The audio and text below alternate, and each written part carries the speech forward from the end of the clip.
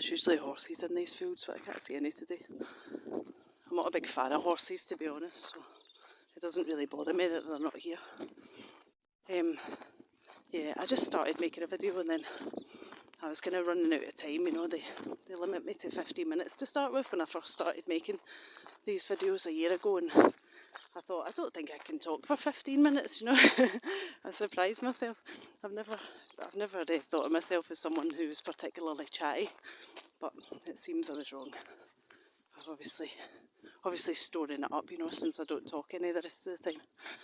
I have a man that I pass on my regular walk, and over the weeks, over the last, you know, several weeks, he's been desperately trying to get my attention and talk to me.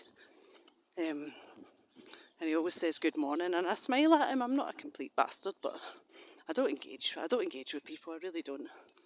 I don't have time for them. I engage them in conversation, and they just want to find out more, and it's just, you're giving them your energy, you know, and it's very difficult to tell who's nice and who's not. And I do talk to some people, you know, in shops or whatever, but it's always on my terms. Usually if someone's trying to speak to me in the street or whatever, then it's a surefire sign for me to not want to talk to them. But he made sure he was standing like right in the corner this morning. As if I hadn't been quite relaxed when I was walking, then he probably would have given me a jump scare. But yeah, he said good morning, as he always does, and as I always do, I smile at him. I don't engage, I don't speak. And he said, isn't it lovely weather that we're having again? And again I just smiled, and he's obviously getting to the end of his rope, you know, because he muttered something under his breath as I walked past. Probably about how rude I am, but you know, it's fine. It's fine. I'm not here to entertain you people or be non-rude towards you. I honestly couldn't give a shit. You can go and talk to someone else. There's plenty of people who want to engage with you about the fucking weather. Isn't it lovely weather we're having anyway? So yeah, how did that story initially start? I'm not sure. But yeah, so I wanted to talk a little bit today about my ex, about one of my exes, and tell you a few of the incidents that happened while I was in a relationship with him, just to give you a kind of picture of the things that go on and the things that these people do, and the way that they do them. So, one of the last instances before I left, before I ended the relationship, now there'd been numerous red flags throughout the few years that we were together, 3.5 years, something like that. The flags were so fucking bright red that they should have been on fire, you know, but when you've grown up in a lot of trauma and narcissistic abuse, then you have a tendency to cling on to people, and you don't value your self-worth, so you stay with these fuckwits, when the reality is that you shouldn't. You're far better than that. You just don't realise that at the time.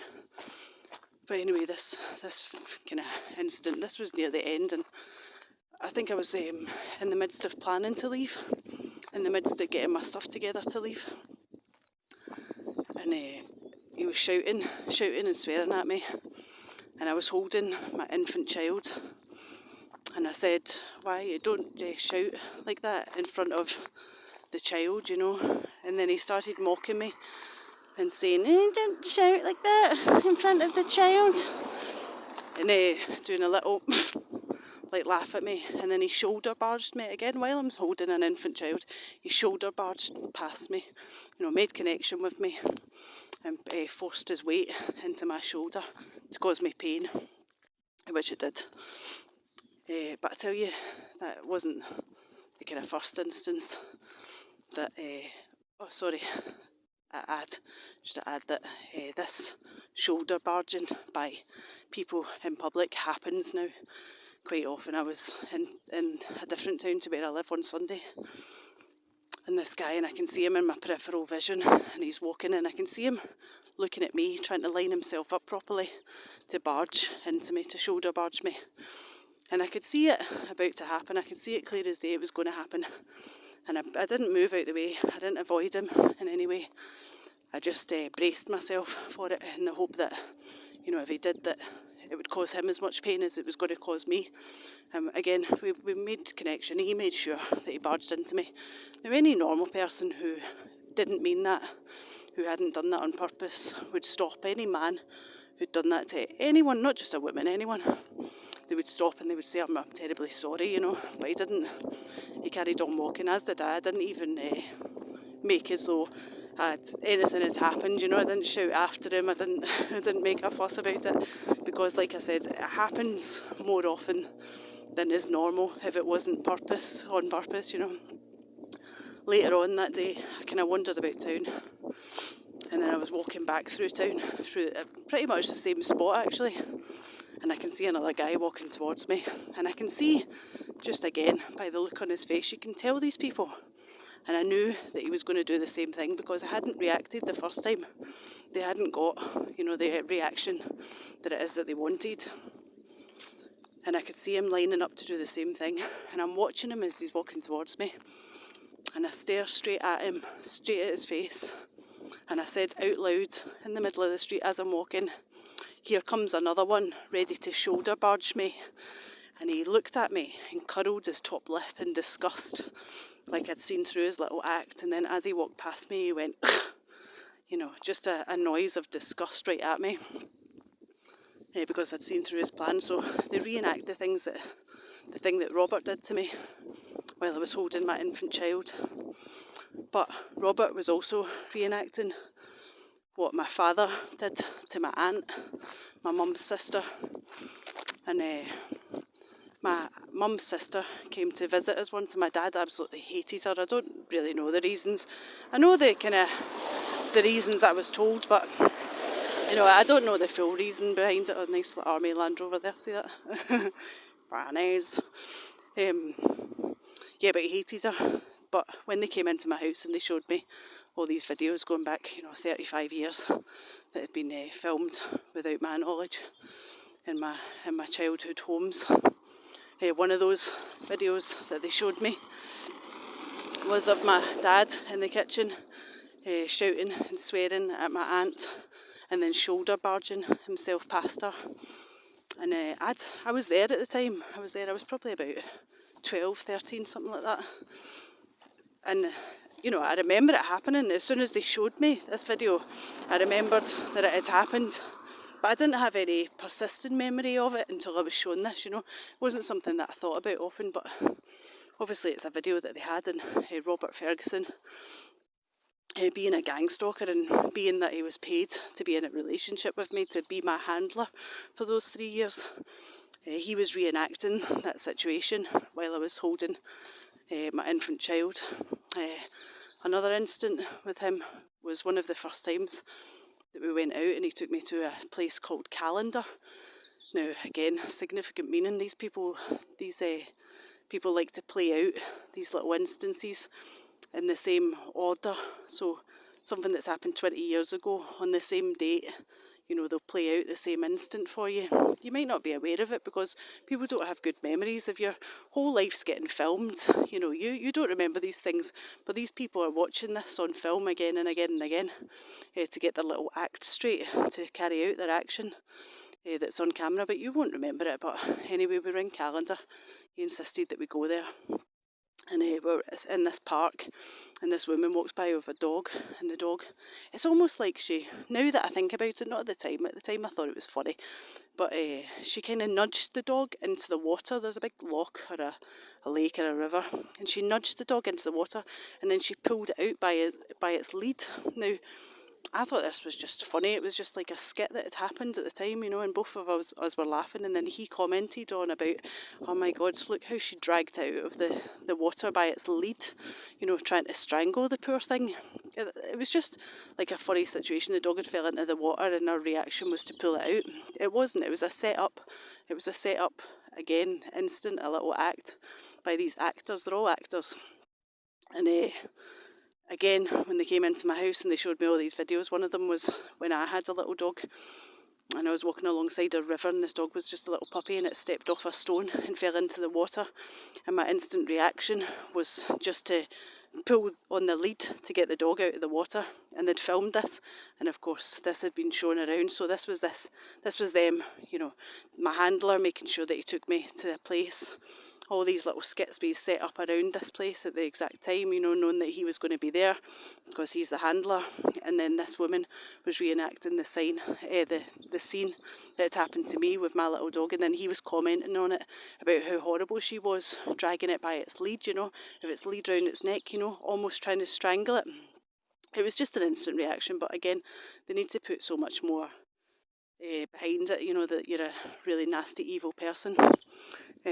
Another instant with Robert, we were planning on going out. One night he'd booked a restaurant to go to for his birthday.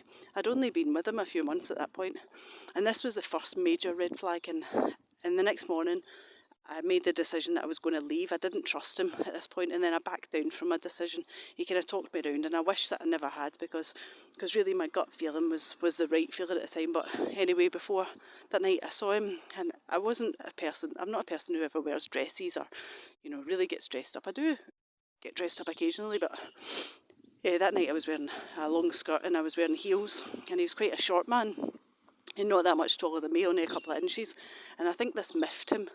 But I think this instance was planned, this act was planned again.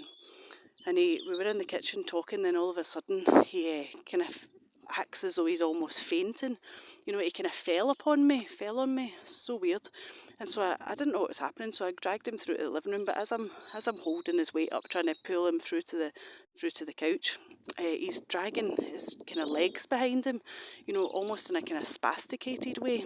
And let me tell you, that's just it's an exaggeration of my mum. Like I've told you, my mum had MS, so he was doing a little act of my mum falling and about her legs not working. That was what that was about. And also, I was in hospital one time, and after an operation, I fainted in the bathroom. I was going to get a shower, and I fainted because I hadn't stood up for a couple of days. I fainted in the bathroom and smacked my head off the sink, and there was another reenactment of this fainting episode, because when they came into my house, they showed me this footage of me fainting in the hospital. Yes, exactly, they had footage from the hospital. They'd got footage from the hospital that I'd fainted in, you know, in this bathroom. There was hidden cameras, absolutely. I know some of you won't believe that. I really don't care at this point. Again, that's just another little incident, and someone that I worked with years later, after Robert had carried out this little act of fainting. And I knew it was an act at the time. Like I said, the next morning I very nearly left because I could just tell. I could tell he was putting it on. It didn't sit right with me. It really didn't. And he talked me around, and I should have listened to my gut, you know, but you know, we live and learn, don't we? Or not, in my case. But a few years later, a workmate that I worked with, this guy called Tim, this big fat cunt, and he did a pretend fainting episode again to carry out the same reenactment of what had happened to me in the hospital, and, you know, a kind of mockery of my mum at the same time. But let me go a little bit further back and tell you a little bit about Robert Ferguson. So this man's 10 years older than I am. And the first time I met him, unbeknownst to me, was when I was on holiday in Malta. And I was about 12 or 13 at the time, and I'd cut myself. I was out on the seafront, and I'd cut myself on some rocks, and this Scottish couple, came up to me and offered me a plaster because I was bleeding. My foot was bleeding, and I said, I pretended that I was foreign. You know, I was just a little idiot child, a 12-year-old, 13-year-old, and I was immature for my age. I was, so I pretended that I was foreign, and I remember kind of talking blah, blah, blah, blah, to them, gibberish, you know. That was Robert and his then partner, Andrea Kelly, her name is. I think she lives in Canada now. I don't know whether she's a gang stalker or whether he was her handler also, or whether she was his handler, who knows. But that was Robert Ferguson. He was part of targeting my parents. So in Malta in 1992 or 1993, Robert Ferguson was there gang stalking me when I was a child, and then later on down the line he got into a relationship with me. He was paid to be in a relationship with me as an adult, so someone that took part in gang stalking. And now I don't remember this incident with them offering me a plaster. It was only when these people came into my house and showed me all these videos